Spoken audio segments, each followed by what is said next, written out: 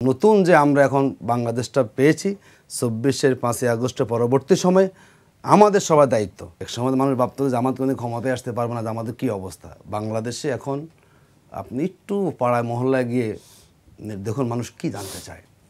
আগামীর বাংলাদেশ আর পুরনো রাজনৈতিক বন্দোবস্তে যাবে না এবং দুর্নীতিগ্রস্ত দল কিংবা যারা এখন মোটামুটি সরকারে না থেকেও সরকারিভাবে সুবিধা ভোগ করতেছেন, সারা দেশের হাট ঘাট বাজার যাদের নিয়ন্ত্রণে আছে এবং যারা একচেটিয়া সব টেন্ডার নিচ্ছেন এবং বিভিন্ন সরকারি জায়গা যেগুলো ইতিপূর্বে আগের ফ্যাসিবাদের সরকার ছিল এখন হাত বদল হয়েছে, এটা মানুষ সব জানে এবং মানুষ বিরক্ত এবং তারা মনে করে এই দেশটা ৫৪ বছরে অনেক দল এসেছে, দুর্নীতি বন্ধ হয়নি, চাঁদাবাজি বন্ধ হয়নি, দখলবাজি বন্ধ হয়নি, টেন্ডারবাজি বন্ধ হয়নি, টাকা পাচার বন্ধ হয় নাই, ব্যাংক লুট বন্ধ হয়নি।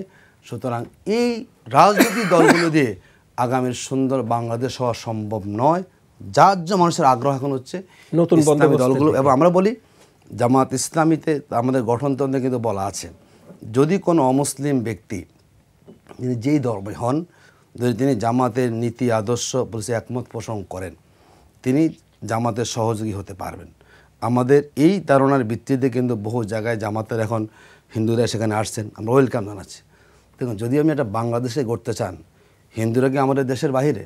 ঠাকুর ভাই বললেন যে আমরা সাম্প্রদায়িক শক্তি, এখন আবার টোনটা চেঞ্জ হচ্ছে কেন?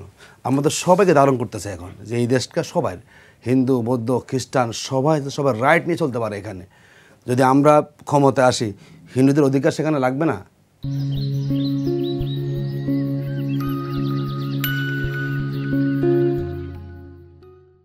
তার সঙ্গে প্রতিনিধি লাগবে না? তো আমরা মনে করি আমরা আগামী বাংলাদেশের একটা সুন্দর আমরা মানচিত্র অঙ্কন করেছি, যাতে বাংলাদেশ কখনো আর পথ হারিয়ে না যায় এবং ইনশাল্লাহ আমরা কখনো এই দেশকার পথ হারাতে দেব না। বহু কথা হয়েছে, দেশ কিন্তু তার সঠিক গলিপথ খুঁজে এখনও পায়নি এবং নতুন যে আমরা এখন বাংলাদেশটা পেয়েছি ২৪-এর ৫ই আগস্টের পরবর্তী সময়ে আমাদের সবার দায়িত্ব।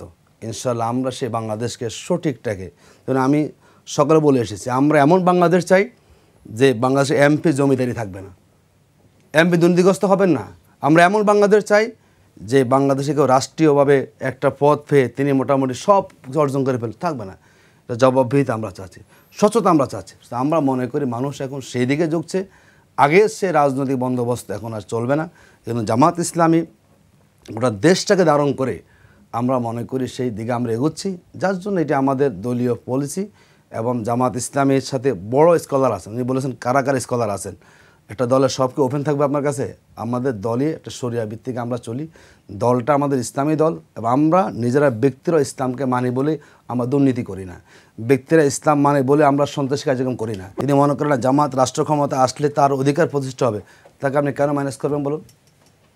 এই দেশে তো হিন্দু আছে না, তার রাইট প্রতিষ্ঠা সেখানে করতে হবে না? কীভাবে সেটা আপনি করবেন? আমরা মনে করি আমরা সবাইকে নিয়ে, যত শ্রেণী পেশার মানুষ আছেন, আমরা সবাইকে ধারণ করে আগামী বাংলাদেশে, যে বাংলাদেশে কোনো ধর্মে বিভাজন থাকবে না, সংখ্যালঘু সংখ্যাগুরু এই কথাটা আমরা মেনে নিতে চাই না। সবাই দেশের নাগরিক, সবাইকে নিয়ে এগিয়ে যাব। সেটাকে ধারণ করে আমরা মনে করছি আগামী দিনে যদি আমরা এই জায়গাতে পরিচিত করতে চাই, অবশ্যই তাদের সেখানে প্রতিনিধি আমাদের লাগবে, সামনে থেকে ভূমিকা পালন করতে পারবে।